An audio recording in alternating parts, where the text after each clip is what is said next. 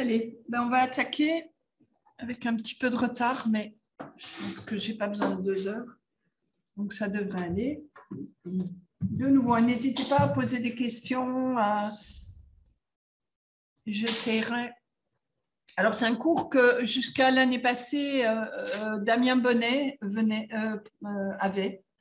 Donc, il m'a gentiment passé sa présentation. Donc, il y a quelques diapos qui lui appartiennent, mais c'est chaque fois noté. Mais voilà, je l'ai quand même un petit peu ovartisé. Mais n'hésitez pas à poser des questions si vous en avez. Alors, les cardiomyopathies, donc c'est un gros chapitre hein, aussi. Mais, c'est de la chose. On va essayer d'aborder tout ça. Un peu d'épidémio, un peu de physiopathe, un peu de phénotype, un peu de diagnostic, un peu voilà, de démarche clinique et un peu de traitement. Alors, pas très fréquent, les cardiomyopathies, mais quand même. Hein. On en a, je pense que si vous avez déjà fait des stages en cardio, c'est-à-dire vous avez été en consultation, c'est pas si rare que ça. Et surtout, ça se présente sous de multiples facettes. En général, on distingue les hypertrophiques, qui sont les plus fréquents. Non, pas les plus fréquentes, avec les dilatés, qui sont à peu près, qui sont quand même les 2 grandes classes. Les cardiomyopathies restrictives sont assez rares chez l'enfant, mais sont particulièrement graves. Il y a la cardiomyopathie de type non-compaction.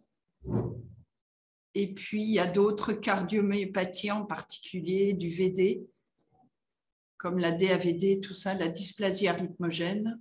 On va en parler un peu. Sachez que chez l'enfant, la mort subite est le premier symptôme dans 3,5% des cas. C'est quand même pas la majorité, heureusement, mais c'est possible. Alors, j'ai, pour rapidement situer un petit peu cette cardiomyopathie qui est quand même toujours pas une annonce facile quand on trouve ça chez l'enfant. Je vous montre quelques petits graphes qui ne sont pas nécessairement très récents, mais qui restent tout à fait actuels. Ce premier est intéressant parce qu'il va montrer l'âge de présentation en fonction du type de cardiomyopathie. Donc, restrictive. Non, clic droit. Tu vois, j'apprends hein, quand même. Attends. Option du pointeur. C'est celui-là? C'est laser. Voilà, pardon. Donc, restrictif, qui est plus rare, hein, je vous l'ai dit. Vous voyez, c'est présentation un peu plus tardif. Par contre, dilaté, hypertrophique, vous voyez qu'il y a quand même pas mal d'enfants qui arrivent dès la petite enfance. Un peu plus les dilatés que les hypertrophiques. D'accord ?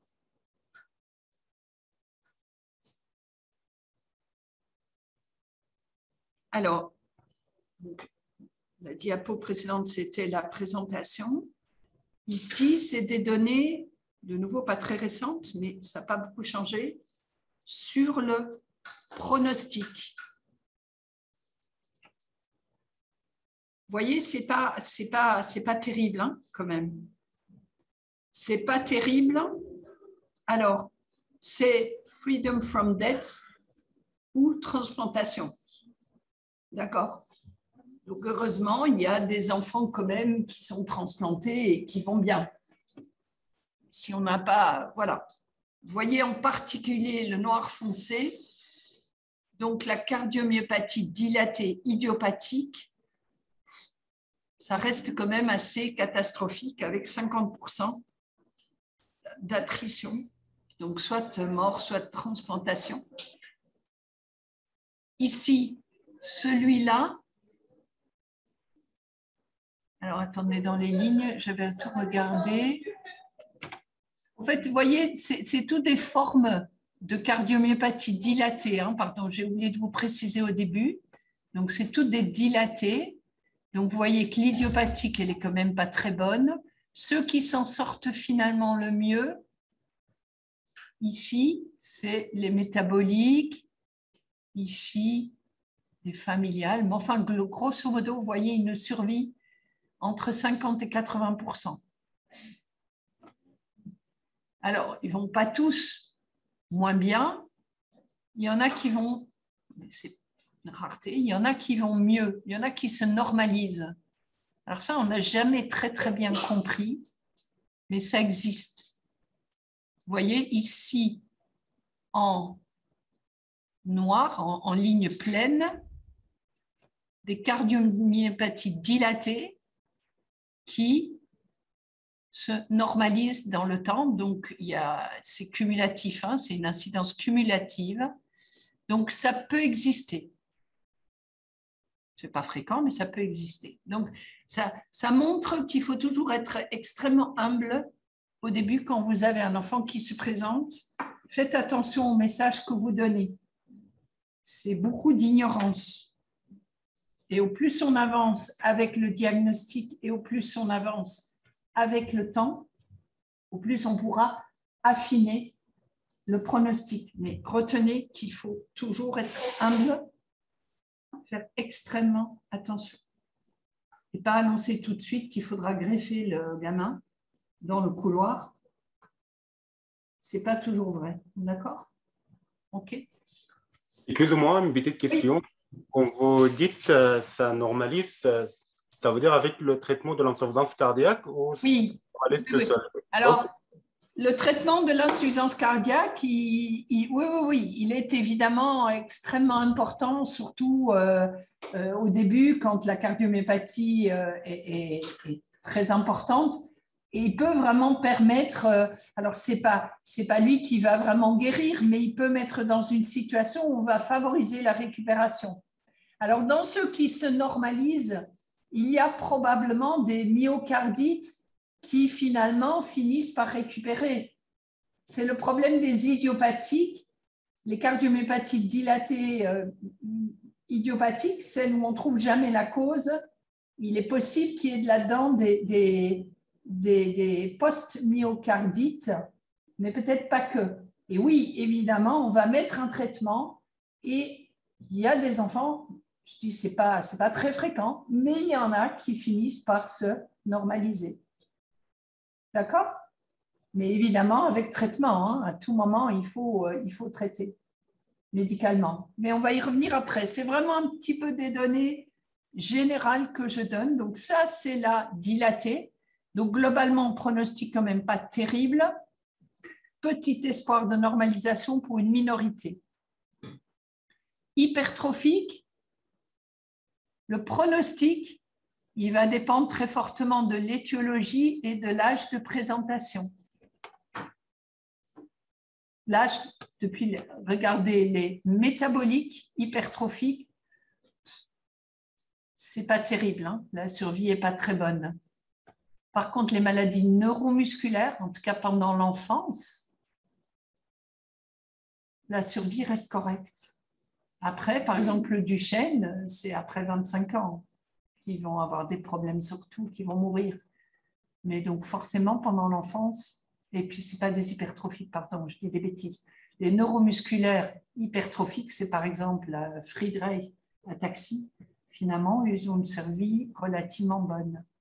Vous voyez donc des survies variables et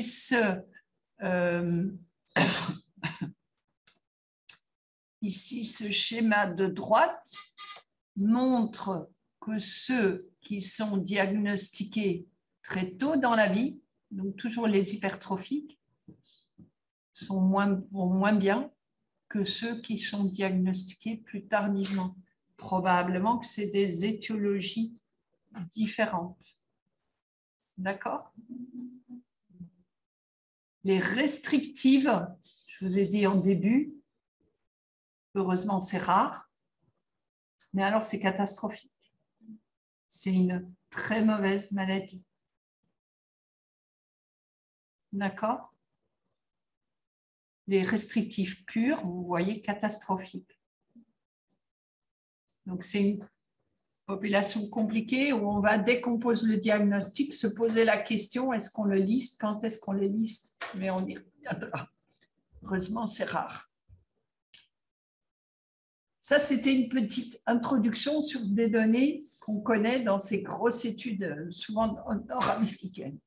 Par contre, il y a énormément de choses que finalement, on ne connaît pas encore. Alors ça, c'est une diapo que j'avais pris du topo de Damien parce que je trouvais qu'elle était intéressante parce que finalement, elle résumait beaucoup de choses qui sont connues ou moins connues.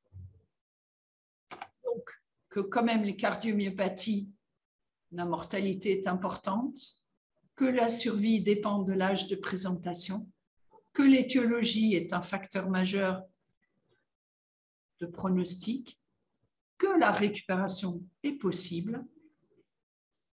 Alors, il y a cette phrase intéressante. Un enfant qui est admis pour défaillance cardiaque, donc dans un contexte de cardiomyopathie, s'il est hospitalisé pour défaillance cardiaque, il a un risque x20 de mort par rapport à un enfant avec cardiomyopathie sans épisode aigu de défaillance cardiaque. D'accord? Dès qu'ils sont hospitalisés avec défaillance cardiaque, ils ont une morbidité, une mortalité et un besoin d'assistance sous tout regard très important. Cette information est extrêmement importante, surtout en pédiatrie. C'est que pour le traitement, on n'a absolument aucune preuve pour rien du tout. Même les IEC ne sont pas prouvés chez l'enfant. Donc, soyons humbles. Mais bon, on va quand même essayer de faire avec. Et ces enfants sont là et on arrive quand même à faire en sorte que beaucoup retournent à la maison et qu'ils ont un espoir de survie. Et parfois un traitement étiologique, en tout cas symptomatique, qui marche. Alors, au niveau physiopathologie, je vous l'ai mis, parce que vous avez des courbes pression-volume et qu'il y a beaucoup de chances qu'à l'examen, vous en ayez. Je vous préviens, je pense qu'on vous a prévenu. Il y a deux personnes qui aiment beaucoup les courbes des bivolumes, c'est Pascal Amédro et Damien Bonnet. Et de toute façon, un des deux fera des questions. Donc, vous en aurez. D'accord? Donc, bossez bien vos courbes pression-volume pour l'examen.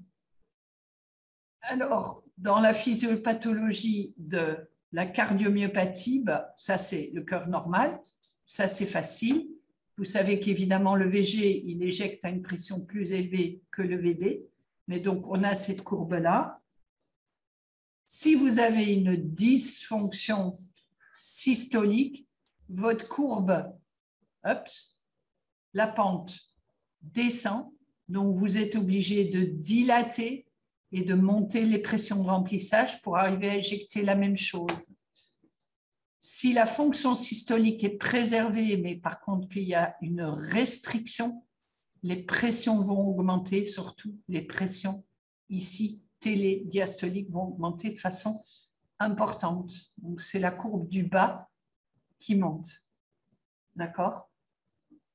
Et quand on a une cardiomyopathie, donc vous avez ici en séquentiel le cœur étiré avec les différentes pressions de toutes les cavités cardiaques. Si vous avez une cardiomyopathie, vous avez les pressions dans l'OG qui vont forcément augmenter, les pressions de remplissage ici vont augmenter dans l'OG et vous pouvez avoir secondairement une hypertension pulmonaire qui sera évidemment une hypertension pulmonaire de type post-capillaire. D'accord? Hypertension pulmonaire, la définition, c'est quoi? C'est des pressions artérielles pulmonaires moyennes supérieures à 20. La nouvelle classification. Après, on distingue précapillaire et postcapillaire sur base de la pression bloquée, la pression OG capillaire. Si elle est supérieure à 15, comme par exemple montré ici, c'est de l'HTAP post-capillaire. Ici, ça c'est le schéma de l'HTAP artériolaire dont on ne parle pas aujourd'hui.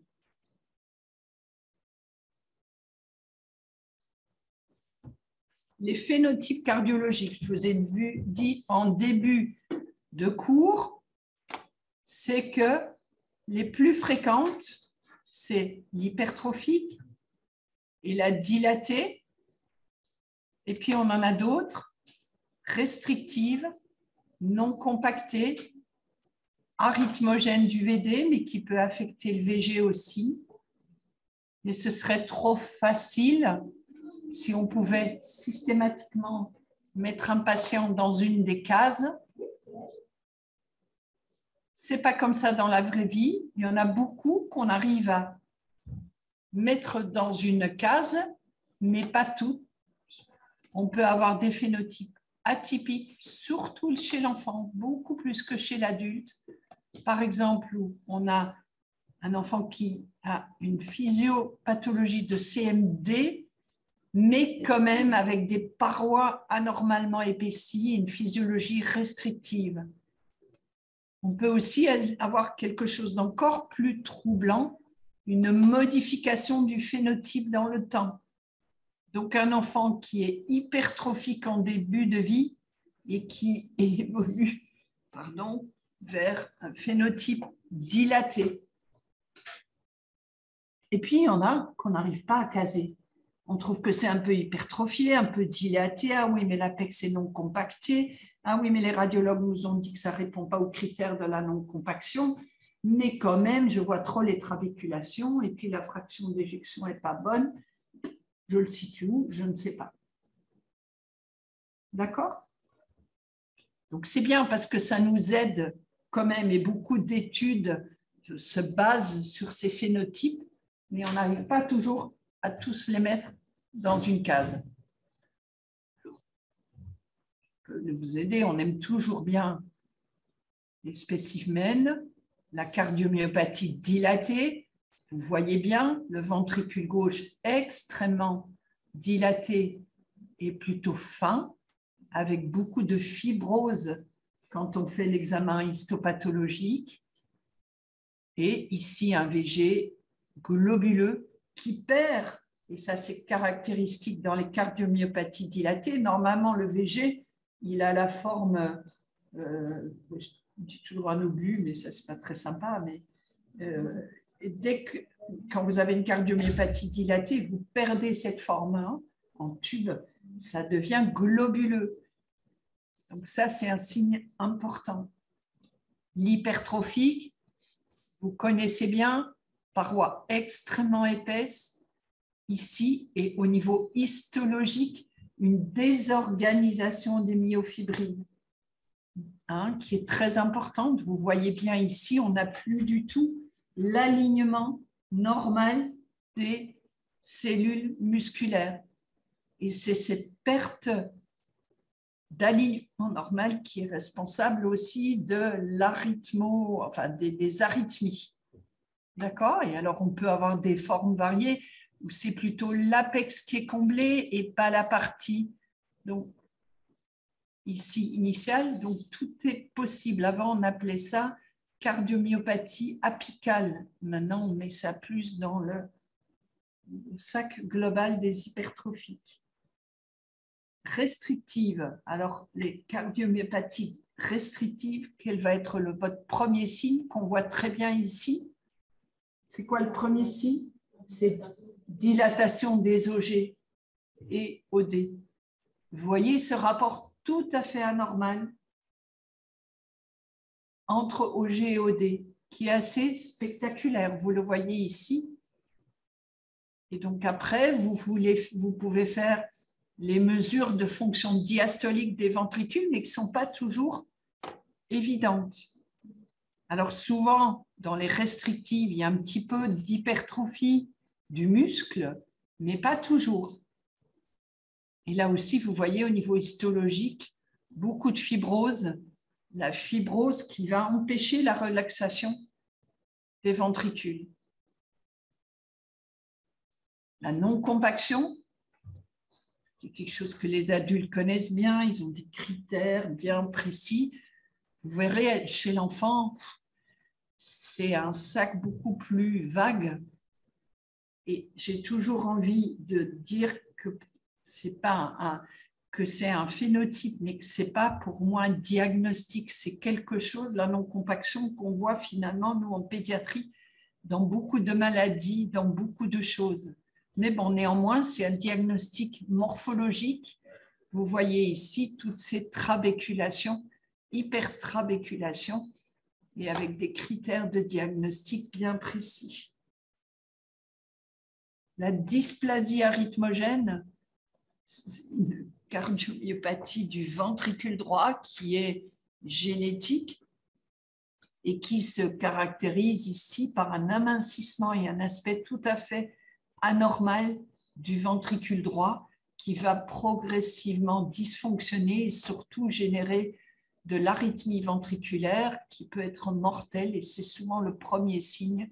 Vous voyez ici un VD extrêmement aminci, anormal, dilaté. Ça, et vous voyez ici encore une image échographique très tardive de l'arythmie, de dysplasie arythmogène du VD. Alors, chez l'enfant, si on reprend le groupe total des cardiomyopathies, les signes ne sont pas très spécifiques. C'est comme chez l'adulte. Malheureusement, le premier signe peut être une mort subite. Il peut y avoir des arythmies un peu moins graves, de la défaillance, des syncopes, des événements thrombotiques, surtout dans quelle forme? Quelle cardiomyopathie donne surtout les événements thrombotiques? Il y a les dilatés, mais une autre. Le non-compaction. Non-compaction. Non-compaction, ouais, aussi. Et puis, je pense à une autre qui est plus rare. La CMR, en fait. La restrictive aussi. Les embolies systémiques peuvent être un premier signe de CMR. Donc, mais aussi la non-compaction, vous avez tout à fait raison. Et aussi la dilatée. Vous avez tout à fait raison. L'insuffisance hépatique peut être un premier signe de CMR. Comment vous expliquez ça?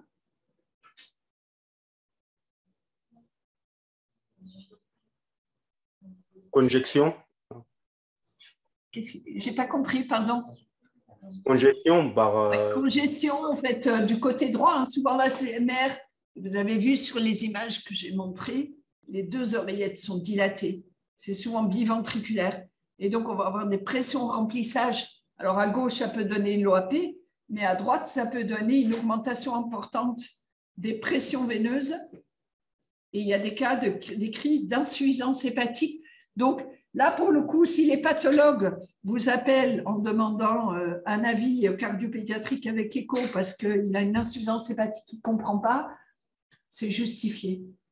D'accord? Ça peut être un premier signe. On est un peu dans des raretés, mais bon, on aime bien les raretés en cardio. Alors,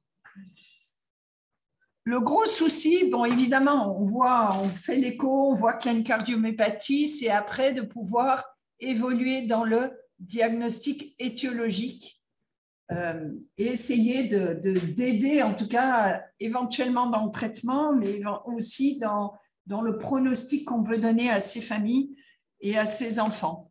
Et ce n'est pas simple. C'est pas simple, mais malgré tout, il ne faut pas non plus sortir pour tout enfant toute la batterie d'examens, surtout pas. Il y a un certain nombre d'examens de façon finalement relativement limitée qu'on va faire. Et puis ensuite, il faut focaliser en fonction de ce qu'on a trouvé à un premier niveau.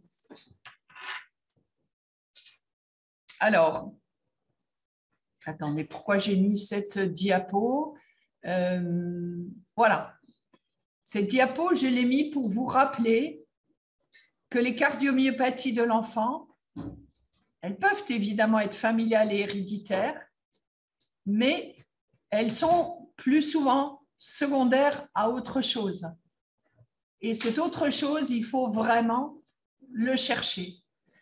Et donc ici, alors on pense tout de suite à des causes musculaires, enfin du muscle myocardique pour une raison ou une autre.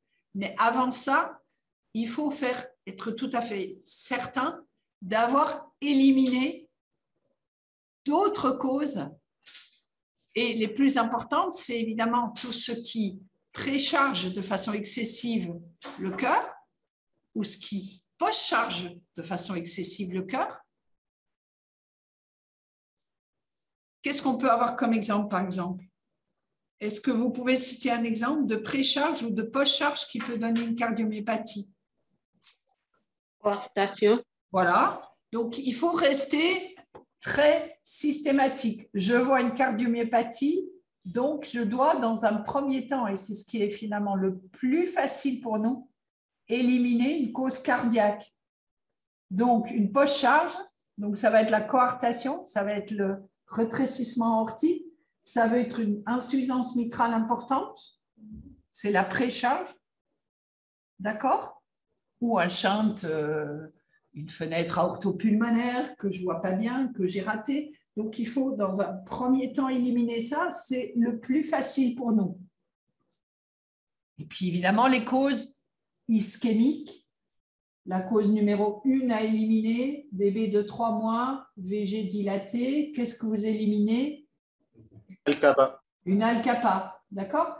Donc, il y a, voilà, une systématique à avoir face à ces causes-là. N'oubliez pas l'arythmie soutenue. Alors, quelles sont pour vous les causes les arythmies de l'enfant les plus toxiques pour le myocarde? Est-ce que vous avez une idée? La PGRT, très bien. Et est-ce qu'il y en a une autre? Il y a la PGRT et il y en a une autre. Le jet? Alors, le jet, oui, mais le jet, quand il est vraiment au niveau ischien, il est quand même surtout en post-op, il n'est pas très, très fréquent. Il y en a une autre qui est plus fréquente chez l'enfant et qui peut être extrêmement difficile à diagnostiquer. C'est la tachycardie atriale ectopique. Et ça peut être extrêmement compliqué si vous avez un enfant avec un VG dilaté, il tape à 160.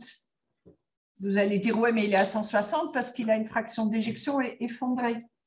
Vous regardez les CG, vous avez chaque fois un P devant. Vous dites, mais non, c'est une tachycardie sinusale. Attention, ça peut cacher une tachycardie atriale. D'accord? Donc, toujours exclure, et c'est pour ça que le Holter fait partie d'une surveillance intense au début du rythme.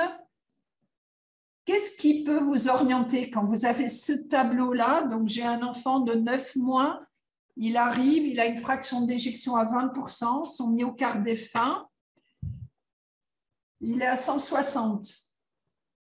Et je vois un P devant chaque QRS. On P négatif, on D2, en inférieur. Oui, l'axe de long P, c'est ça que tu veux dire, oui. Et alors, autre chose, voilà, l'absence de variabilité du rythme. Si vous avez un enfant en défaillance et que vous appuyez sur son foie, il va bouger, il va ralentir, il va un petit peu moduler, ou bien vous l'embêtez un peu, il va moduler. Un enfant en tachycardie atriale va avoir tendance à avoir un rythme fixe. Donc, méfiez-vous des rythmes fixes. Et ne dites pas trop vite, non, mais c'est une tachy, secondaires à la dysfonction. Donc, on est cardiologue, c'est ce qu'on fait le mieux, exclure les causes cardiaques. Donc, n'oubliez jamais d'être très exhaustif devant une cardiomyopathie. Vous ne dites pas tout de suite, non, mais ça, c'est une maladie métabolique que je ne vais jamais trouver. Non, cherchez d'abord les causes cardiaques et soyez sûr à 100% de ça. Et ça, on peut l'être. Et puis, évidemment, il y a la myocardite infectieuse qui peut être facile à diagnostiquer, mais qui peut être sournoise. Il y a les causes toxiques. Il y a le Takotsubo, je vais vous en parler un petit peu plus. Hein. Là, c'est la liste. Il y a les maladies neuromusculaires. Et puis, il y a les deux grands groupes finaux, cardiomyopathie syndromique et maladies métaboliques. Alors, précharge augmentée. Voilà, vous l'avez dit, hein, on l'a dit. Par exemple, le cas d'une IM très importante, ici ça ne bouge plus, mais vous voyez déjà la valve mitrale logée dilatée, VG dilatée. Valve mitrale, il y a un hiatus là, elle ne se ferme pas, fuite sévère. Donc forcément, le VG, il peut décompenser à un certain moment. Dans une première étape, les fuites mitrales sévères, le ventricule, il va plutôt être hyperkinétique. Mais si vous ne traitez pas, il va finir par se fatiguer, il va donner une cardiomyopathie dilatée. La post-charge, c'est la sténose aortique. Si vous ne la traitez pas, surtout chez le nouveau-né qui ferme son canal, qui ne s'est pas adapté, pouf, on peut avoir une cardiomyopathie dilatée sur post-charge augmentée. D'accord? Et puis, là, vous l'avez dit, hein, le cas typique de l'Al-Kappa. Typiquement, nouveau-né, nourrisson qui se présente 3 mois, 6 mois avec un tableau de défaillance.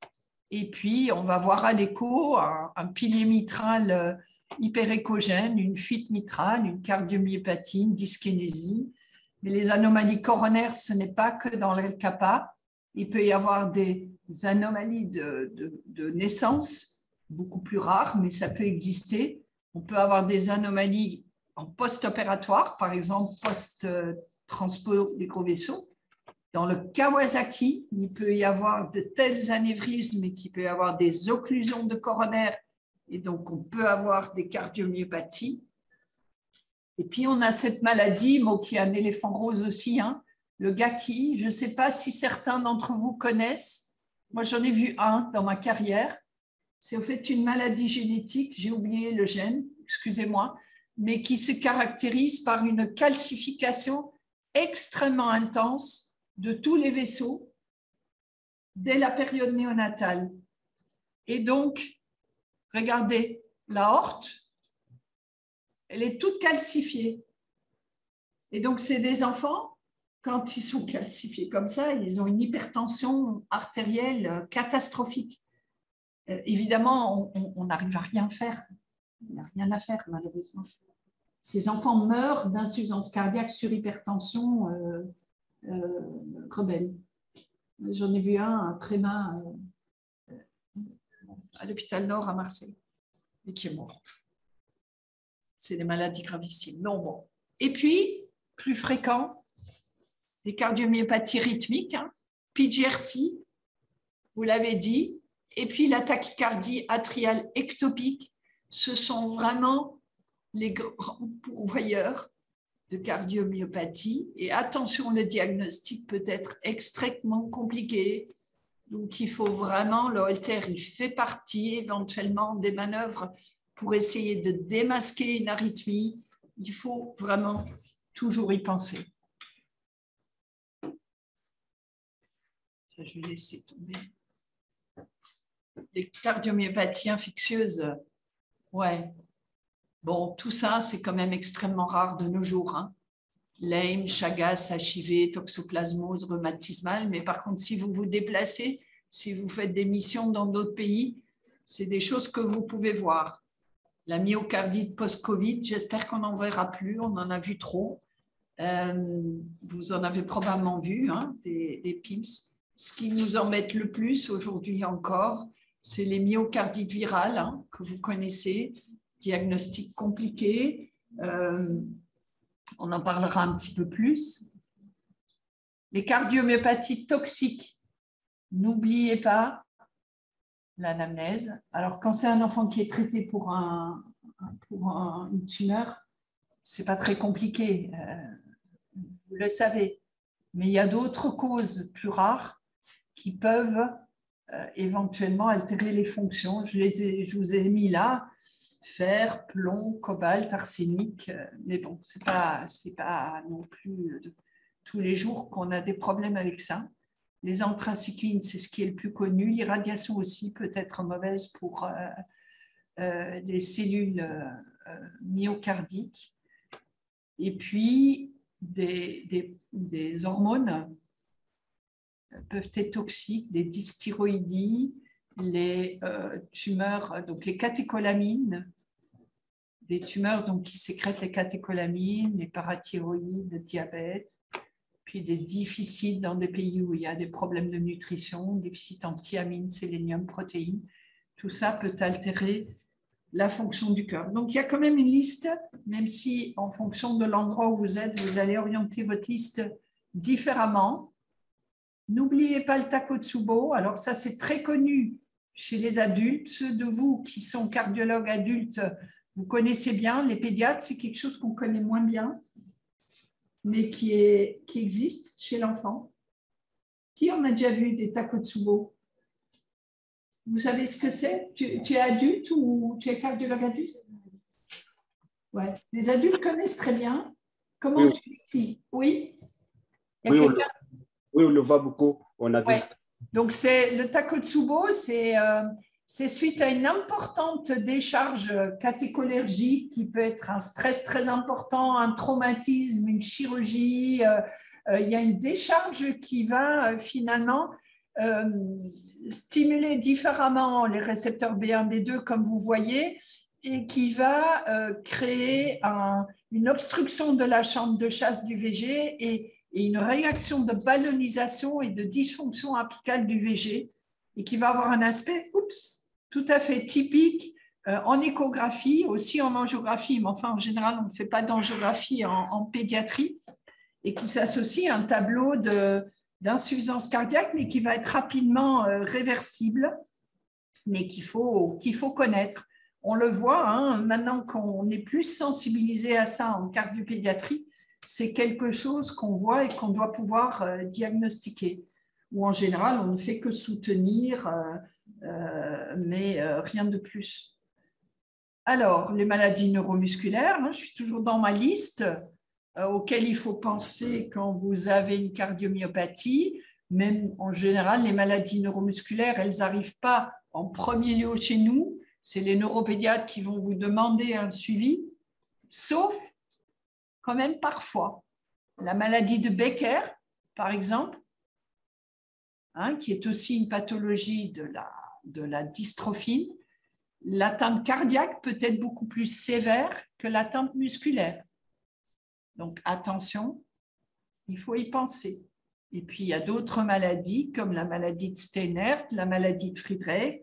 Vous avez déjà entendu parler, c'est toutes ces maladies neuromusculaires auxquelles il faudra pouvoir penser sans pour autant vous... est une cellule éminemment complexe.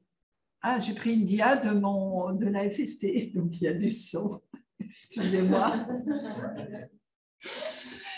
Bon, je la passe parce que de toute façon, elle est anecdotique. C'est pour vous montrer qu'une fois de plus, ces pathologies, elles sont complexes. Il y a plein de molécules de la cellule musculaire, cardiologique et périphérique qui peuvent être anormales, qui sont essentiellement génétiques, ces maladies.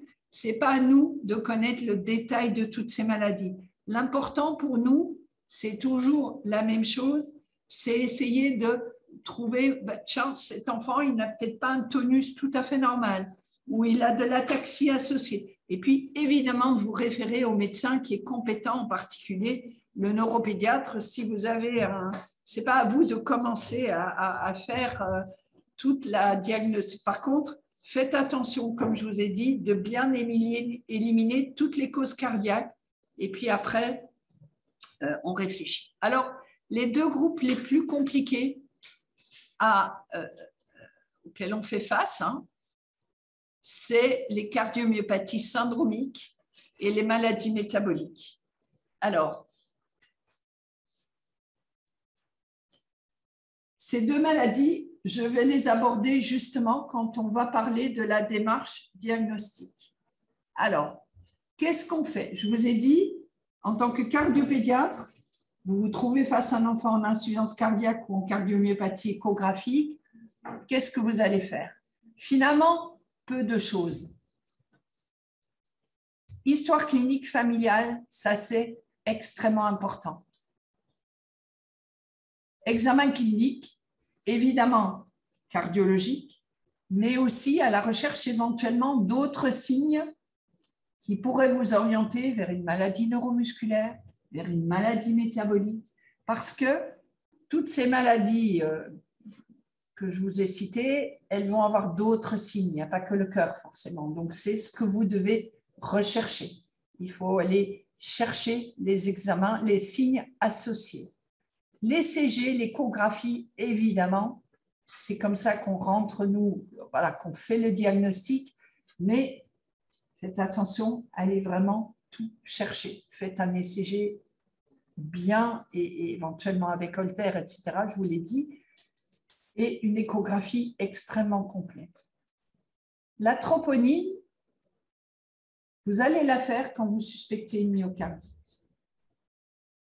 Dans les autres cas, souvent elle est faite, mais ce n'est pas absolument indispensable de la faire. La myocardite, vous allez la suspecter quand il y a quelque chose d'aigu, quand il y a quelque chose de viral. C'est dans ces cas-là. L'IRM, on va essayer de la faire quand on peut. Ce n'est pas toujours facile quand l'enfant est petit. Il faut le faire sous anesthésie, il faut sur intubé, ce n'est pas simple. Donc, ça va surtout être nécessaire quand vous suspectez une myocardite chez le jeune enfant ou plus tard, quand l'enfant est plus grand, pour le suivi de la cardiomyopathie. Et les autres examens, comme le CT scan, l'angiographie, rarement nécessaires. Donc finalement, nous, les cardiologues, on ne fait pas grand-chose. D'accord? Néanmoins, il faut qu'on oriente bien notre enfant. Donc, est-ce que je dois demander un bilan génétique? Est-ce que je dois demander un bilan métabolique? Ça va être toujours ça, la question. Alors, on peut demander pour tous, mais ce n'est pas très rentable et ça coûte très cher. Donc, il faut quand même essayer d'être raisonnable dans les trucs. Alors, je reviens avec quelques données qui peuvent toujours être importantes. Les causes ici, c'est un tableau qui compare les hypertrophiques et les dilatés et donne les différentes causes possibles.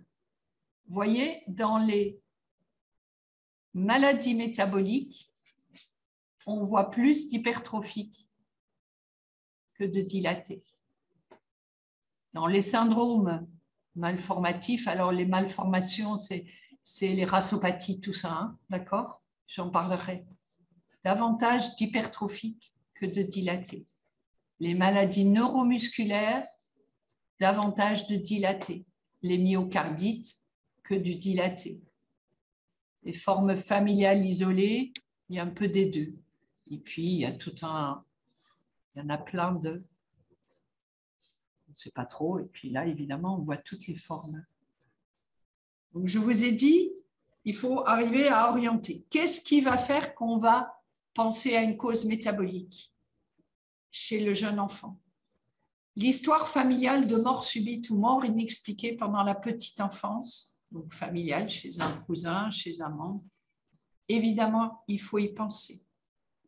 Je pourrais rajouter à cette phrase aussi la consanguinité. D'accord? Cherchez toujours s'il y a de la consanguinité. S'il y a de la consanguinité, vous allez vraiment beaucoup plus motivé à appeler votre métabolicien, mais aussi à appeler votre généticien. D'accord? Donc ça, c'est vraiment hyper important. Dans les métaboliques, vous allez vous allez avoir envie d'y penser quand il y a une atteinte d'autres organes. S'il y a un retard, par exemple, neurodéveloppemental, s'il y a des anomalies des reins, des anomalies de foie, attention, demandez votre bilan métabolique.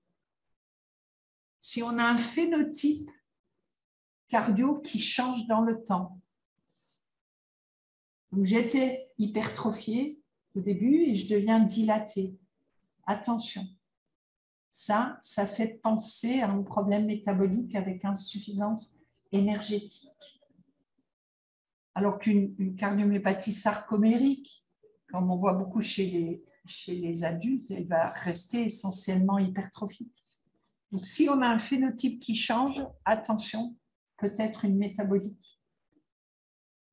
Si on a une atteinte hémodynamique qui est plus sévère que ce que me montre l'écho, comment vous interprétez ça? Pourquoi je dois penser à une cause métabolique?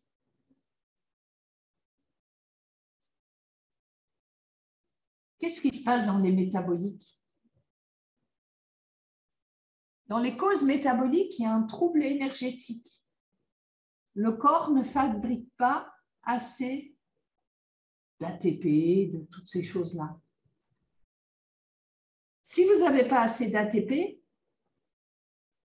vous n'arrivez pas à faire fonctionner votre organisme, ni votre cœur, ni vos organes, rien. Donc, vous pouvez avoir un tableau ressemblant à une insuffisance hémodynamique parce que c'est comme si on n'arrivait pas à apporter de l'oxygène et du sang aux organes, mais parce qu'au fait, on n'arrive pas à produire l'énergie. Donc, on peut avoir une dissociation avec un enfant qui est en défaillance, comme s'il était en défaillance multiviscérale, alors qu'au fait, son débit purement cardio et sa fonction cardiaque n'est pas catastrophique. Donc, faites attention aux causes métaboliques. C'est souvent les tout petits néo-naissants. D'accord? Donc, si vous avez une dissociation, pensez à ça. Et puis, si vous avez des anomalies atypiques au niveau de l'ECG, vous avez des blocs de branches gauche, ce qu'on voit quand même extrêmement rarement en pédiatrie, des blocs AV qui sont associés ou des tachyes ventriculaires, attention, ça peut être des causes métaboliques. D'accord? Alors, je ne vais pas rentrer dans le détail, on ne va pas vous faire un cours de métabolique, je ne suis pas métabolicienne.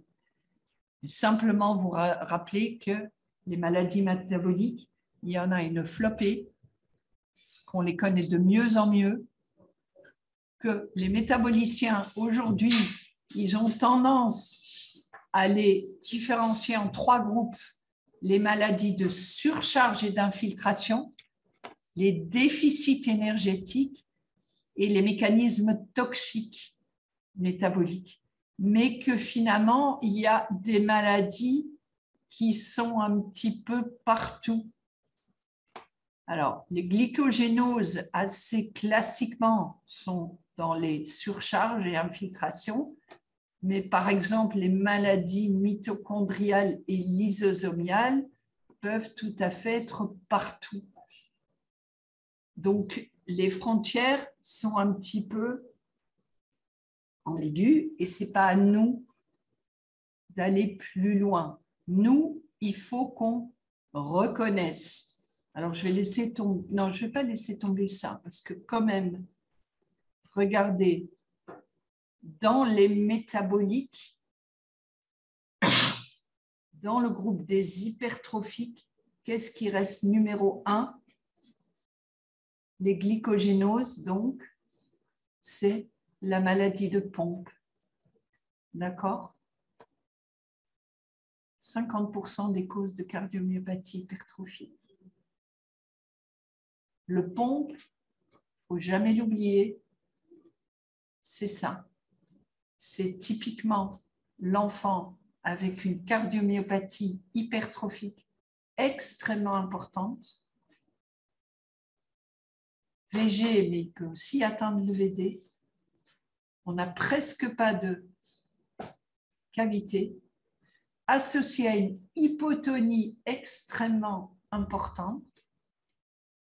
Et restons cardiologues, l'ECG est extrêmement typique parce qu'on a des voltages très importants et on a souvent un PR qui est court aussi.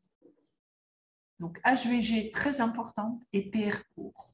Et puis cette hypertrophie extrêmement importante. Et là, le diagnostic, c'est rechercher le déficit de la maltase acide, mais ça, vous le faites avec votre métabolicien. D'accord?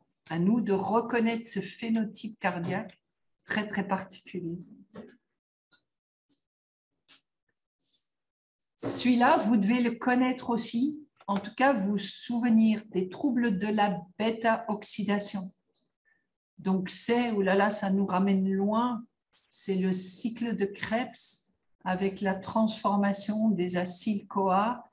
C'est le mécanisme ici énergétique extrêmement important qui va permettre de fournir de l'ATP aux cellules.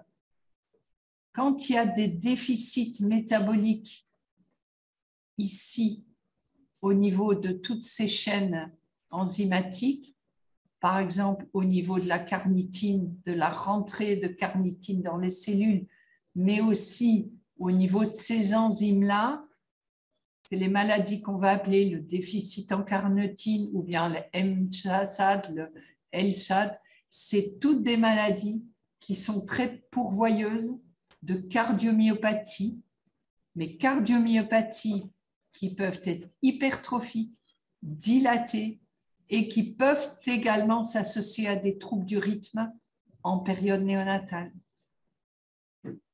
Là aussi, il faut y penser, mais on se fait aider évidemment par un métabolicien. Les maladies mitochondriales, c'est un grand sac dans lequel on a mis beaucoup de maladies, beaucoup de malades qu'aujourd'hui on arrive à mieux préciser parce qu'on a beaucoup d'aide des analyses génétiques.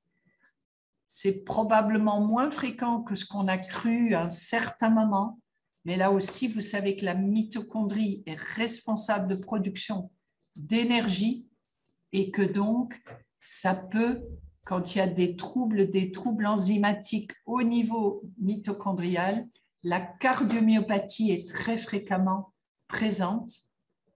Ce qui est typique dans les maladies mitochondriales, c'est qu'il y a souvent plusieurs organes qui sont atteints, et en particulier les organes qui sont très consommateurs d'ATP. Donc le cerveau, le cœur, le muscle squelettique et le tissu endocrinien. Et donc là, on va s'aider aussi par les métaboliciens qui vont demander la biopsie musculaire quand il y a une suspicion sur base d'un screening métabolique assez de base, biopsie musculaire, mais qui aujourd'hui doit être complémentée par une analyse génétique. On ne fait plus de diagnostic uniquement sur la biopsie musculaire. Et donc ça, je ne vais pas vous parler de tout ça, évidemment, sauf pour vous dire que les maladies métaboliques, il y en a tout plein. Il y en a qui sont sous forme syndromique. C'est tous ces noms que vous avez déjà entendus, le mélas, le syndrome de Leigh, toutes ces choses-là, le MERF.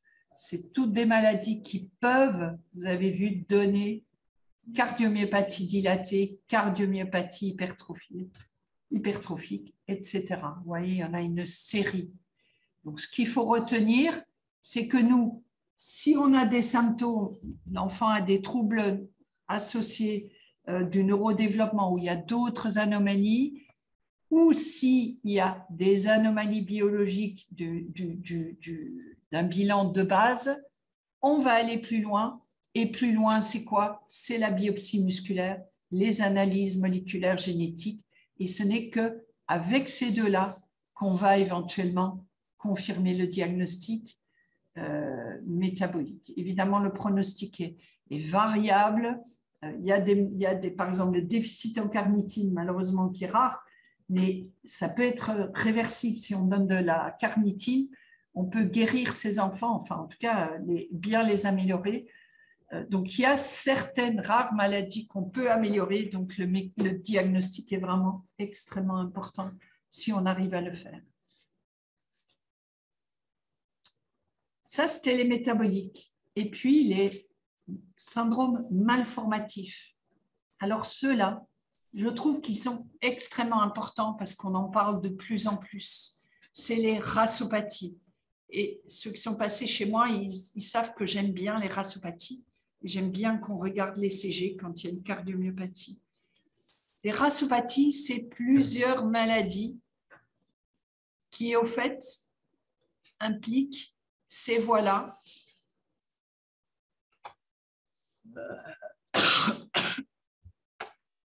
Ces voies-là,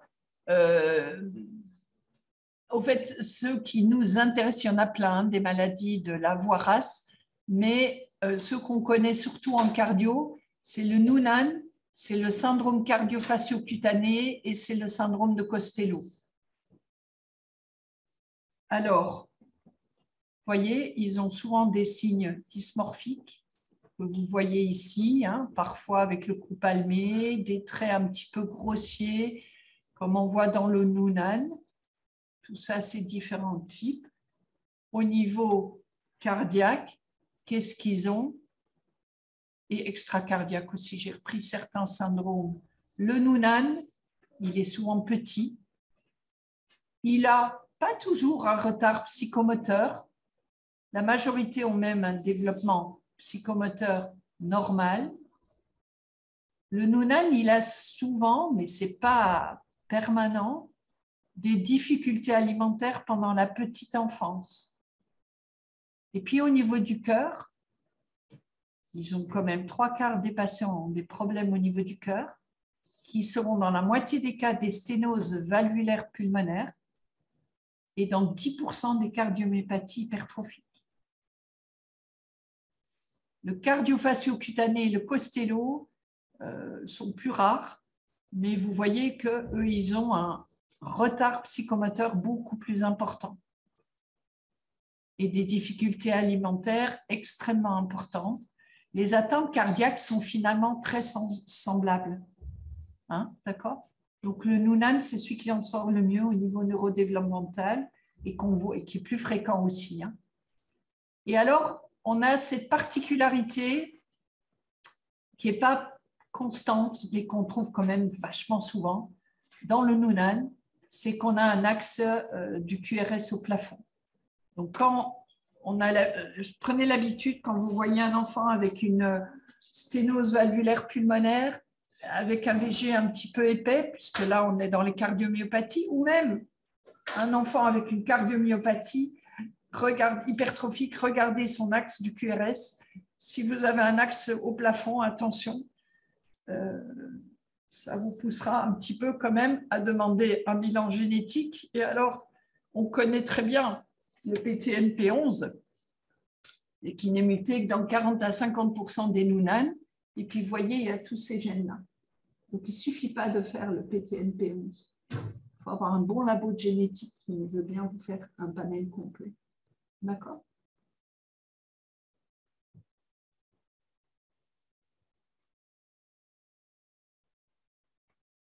Ceci, il y en a un des causes de cardiomyopathie. C'est horrible. Ça, c'est quoi? Familial isolé. C'est cela. C'est terrible, ça n'en finit jamais. Chaque fois que je donne ce cours, je me dis, mais je ne vais jamais finir ce cours. Il y a tellement de choses à dire. C'est impossible. Et pourtant, il faut essayer de sortir avec des idées claires. Ce que les adultes connaissent le plus et qu'on connaît bien aussi, c'est ce qu'on va appeler les cardiomyopathies sarcomériques. Donc, c'est les hypertrophies parce qu'il y a une mutation, MYH7 et toutes ces maladies que les adultes connaissent très bien. Mais ce ne sont pas les seuls. Il y a aussi aujourd'hui, on connaît des mutations au niveau des costamères, on connaît des mutations au niveau des desmosomes, donc c'est les liens entre les cellules. On connaît des mutations au niveau des canaux ioniques. Tout ça peut potentiellement donner des cardiomyopathies. Alors, de nouveau, il y a tellement de choses qu'on continue. Il n'y a pas une mutation qui donne un phénotype particulier. Ce serait beaucoup trop facile. Ce qui fait qu'on est obligé, quand vous faites un bilan génétique, de faire un panel complet. Vous n'allez pas rechercher un seul gène quand vous avez une hypertrophie. Vous allez tous rechercher parce que tout est possible. Toutes les mutations sont possibles. Et donc, devant les cardiomyopathies hypertrophiques et dilatées, vous allez faire un panel des cardiomyopathies.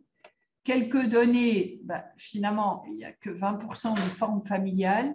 Alors, pourquoi on va le faire? On va quand même faire le panel parce que si on trouve un génome muté comme le MYH7 ou d'autres,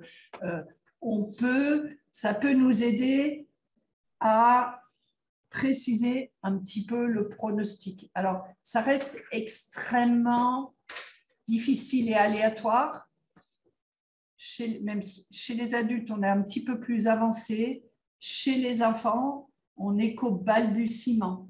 On commence à avoir des études qui montrent que si on trouve un mutant, le pronostic est probablement plus sévère. On va plus souvent vers la transplantation. Il y a peut-être plus de morts subites, mais ça reste extrêmement compliqué. Et donc, je pense que si on veut avancer, il faut être agressif, il faut phénotyper, il faut faire des bilans génétiques.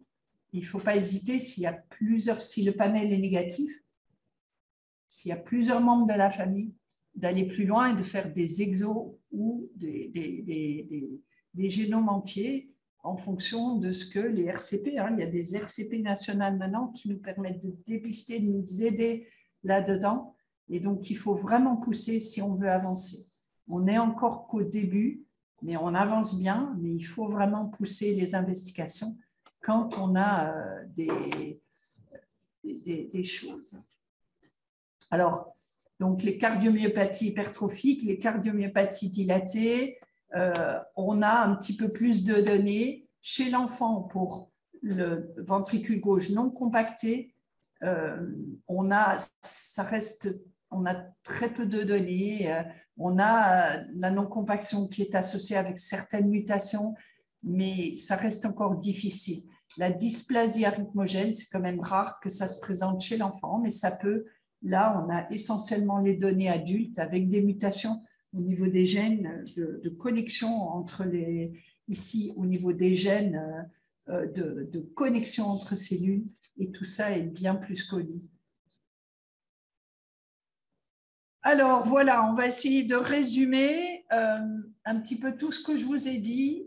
Vous, en tant que cardiologue, le bilan, finalement, il n'est pas très important.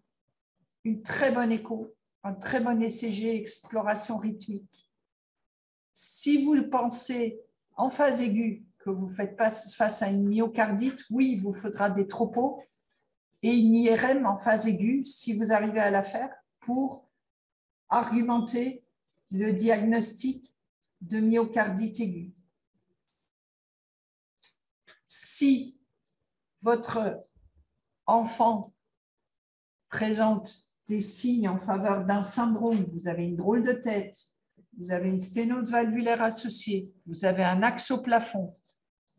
Alors, dysmorphologiste, ce n'est pas moi qui ai écrit ce mot, c'est Damien Bonnet. Pourquoi est-ce qu'il n'a pas mis généticien? Je ne sais pas.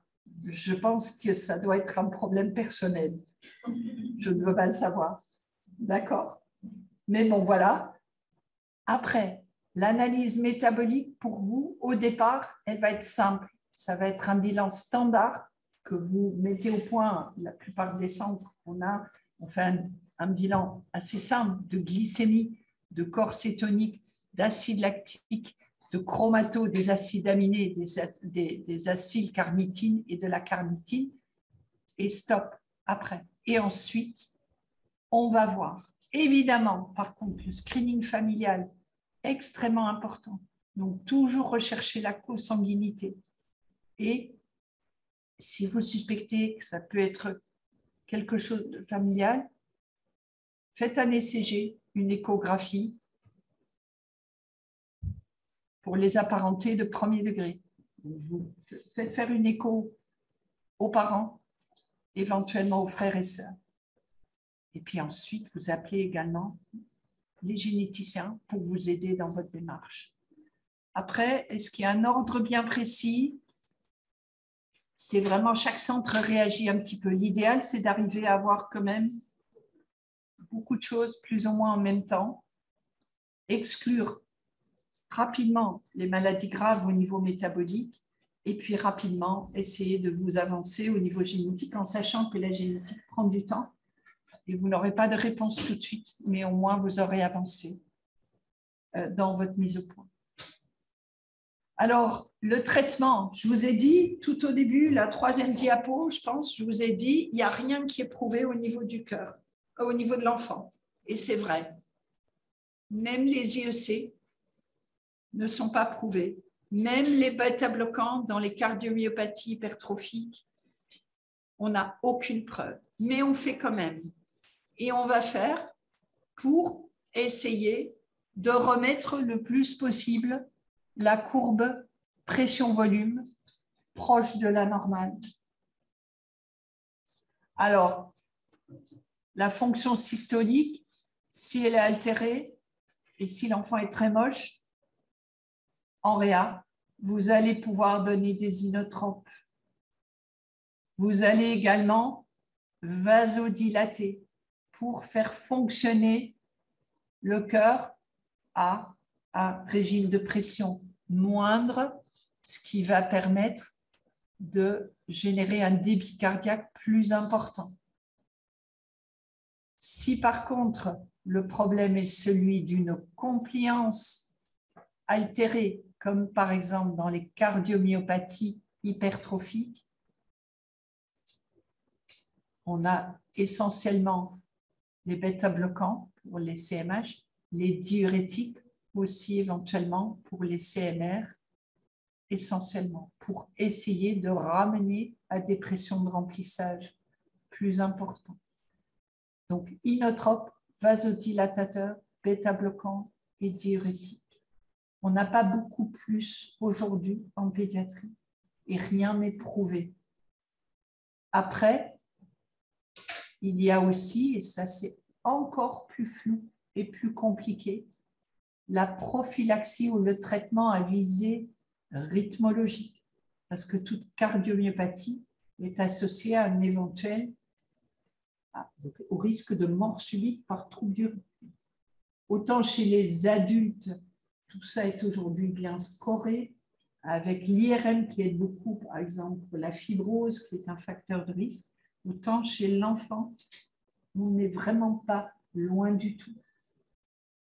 Je vous ai mis juste cette référence pour les cardiomyopathies hypertrophiques.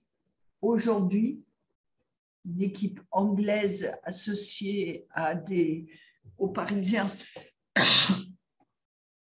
et aux Nord-Américains, ils ont établi un score de risque pour les cardiomyopathies hypertrophiques de l'enfant, mais on exclut les rassopathies, c'est dommage, et qui permet, en fonction de l'épaisseur de l'obstacle, l'épaisseur du myocarde, d'un éventuel obstacle intraventriculaire, et en fonction des symptômes, etc., d'établir un risque d'arythmie grave qui pousserait donc éventuellement à mettre un défibrillateur si on atteint un certain seuil.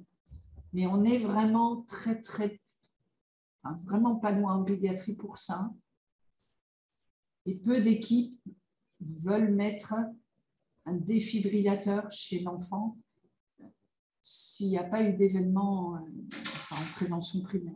Donc, pour vous dire qu'il y a encore beaucoup à faire et que la seule façon d'avancer, c'est vraiment de récolter et de faire de larges études tous ensemble. Voilà ce cours sur les cardiomyopathies, les 16 heures, donc je suis plus ou moins à l'heure, je pense. Est-ce que vous avez, si vous n'êtes pas tout à fait endormi, il y a un peu des questions quand même. Attends. Je vais essayer d'aller voir les... Alors, clic droit. Hop. Mince. Alors, en fait, je vais... Hop. Non, ça, c'est le zoom. Voilà. Alors, TSV, Taki, pas chez l'enfant, ça, je ne sais pas ce que c'est. Chez l'enfant, elle prédomine chez l'homme ou bien.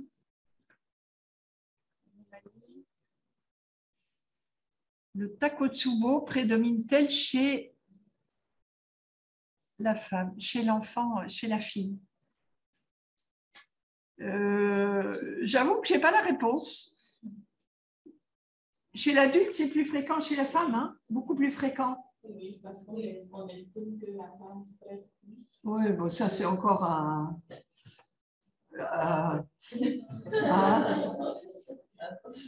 Ça ne me fait pas plaisir hein, ce que tu me dis, mais bon, je suis obligée de l'accepter. Bon, chez l'enfant, je ne sais pas si chez l'enfant c'est plus fréquent. Je n'ai pas la réponse. Chez la fille ou chez... Je ne pense pas. Alors, est-ce qu'il est indiqué de mettre un... voilà, chez ses enfants? Alors, c'est par rapport au score. Alors, il y a au fait ce score, hein, quand on va sur le site, on te donne un pourcentage.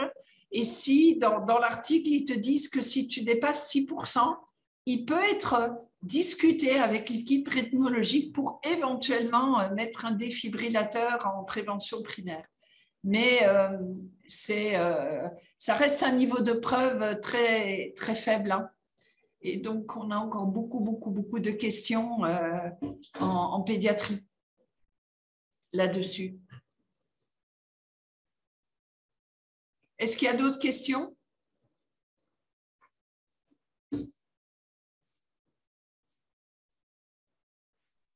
Quatre heures. Excusez-moi, est-ce Oui. que vous pourriez reprendre juste le rôle des diurétiques sur votre dernier graphe, s'il vous plaît?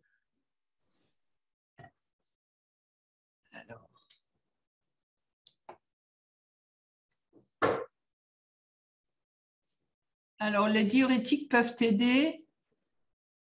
Quand est-ce que, pour ta part, tu mettrais des diurétiques dans quelle cardiomyopathie?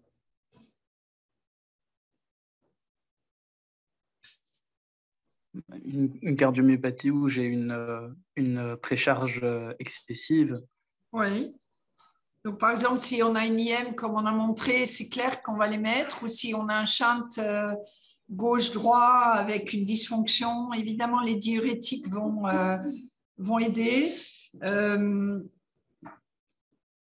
Dans les cardiomyopathies restrictives, avec des OG très dilatés, des PAP un peu élevés, on peut parfois mettre des toutes petites doses de diurétiques, mais il faut faire attention parce que ça peut aussi être mal toléré. Donc finalement, après, même si tu n'as pas de précharge, si c'est vraiment le muscle, donc la cardiomyopathie dilatée, pure, hein, donc post-myocardite ou métabolique, en général, on va donner des diurétiques aussi pour essayer de diminuer un petit peu les pressions et pour diminuer le volume circulant aussi, pour diminuer la taille du VG et le permettre de mieux fonctionner à un volume moins important. Alors, les diurétiques, ils vont baisser un petit peu la pression. En fait, il faut arriver à quand même revenir. Quand on est trop dilaté, on va perdre en efficacité du volume éjecté. Donc, il faut arriver parce qu'on monte trop et qu'en plus, quand on monte trop, ça va être associé à l'hypertension pulmonaire post-scapulaire, ce qui est un signe de gravité. Donc, il faut quand même arriver à baisser un peu la précharge pour faire fonctionner le cœur dans de meilleures conditions. Merci, c'est très clair. OK. Est-ce qu'il y a d'autres questions?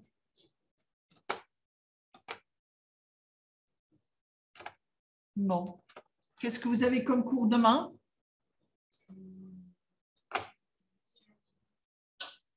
Adulte? Oui. Et par contre, c'est tout en. Il n'y a pas de. Il n'y a personne qui est présent, c'est ça? C'est tout en Zoom. D'accord.